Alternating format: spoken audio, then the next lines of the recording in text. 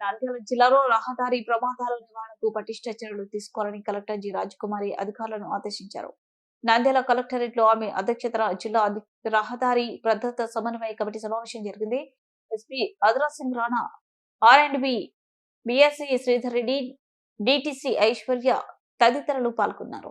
ఈ సందర్భంగా కలెక్టర్ రాజకుమారి మాట్లాడుతూ గత రోడ్డు భద్రతా సమీక్ష సమావేశంలో సూచించిన అజెండా అంశాలకు సంబంధించి తీసుకున్న చర్యలపై నివేదికలు సంతృప్తికరంగా లేవని అసంతృప్తి వ్యక్తం చేశారు. వచ్చే సమావేశానికి పూర్తి స్థాయి చర్యలు తీసుకోవాలన్నారు. 23 బ్లాక్ స్పాట్లలో ఎలాంటి చర్యలు చేపట్టారని ఆరా తీశారు.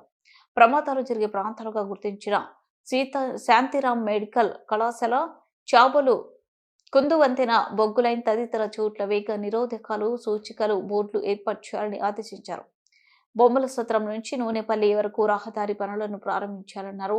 జిల్లాలోని జాతీయ రాష్ట్ర రహదారిలో సంయుక్త తనిఖీలు నిర్వహించి ప్రమాదాలు జరిగే ప్రదేశాలను గుర్తించి నివారణ తీసుకోవాలని, చర్యలపై కార్యాచరణ ప్రణాళిక రూపొందించాలని చెప్పారు.